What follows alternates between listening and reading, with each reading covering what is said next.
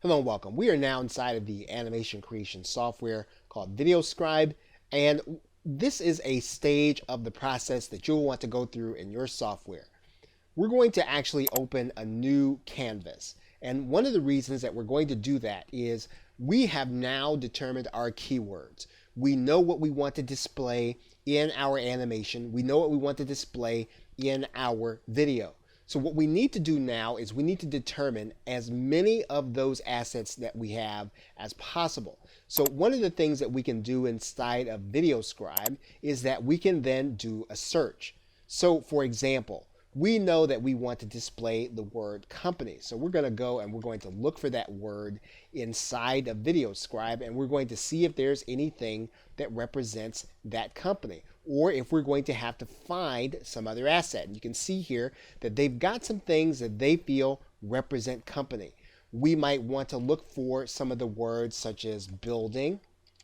And so basically, this is the stage of the process that you want to go inside of your video software. You want to take note of what you have, and you want to determine if what you have is going to be enough for you to complete your process.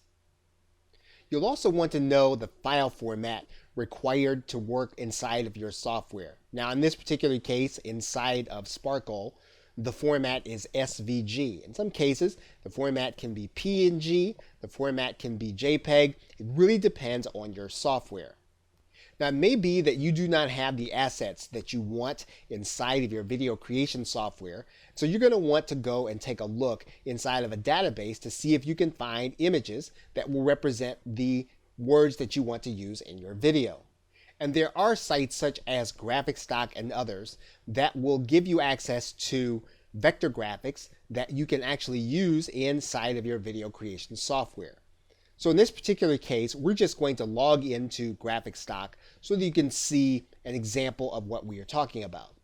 And you'll notice GraphicStock has a different set of images, and it may fit what you're trying to do inside of your project. Now, once again, you will want to be aware of what style that you have decided. Have you decided on a style with images that are going to be represented by things, or are you going to be using images that are going to be represented by cartoon people?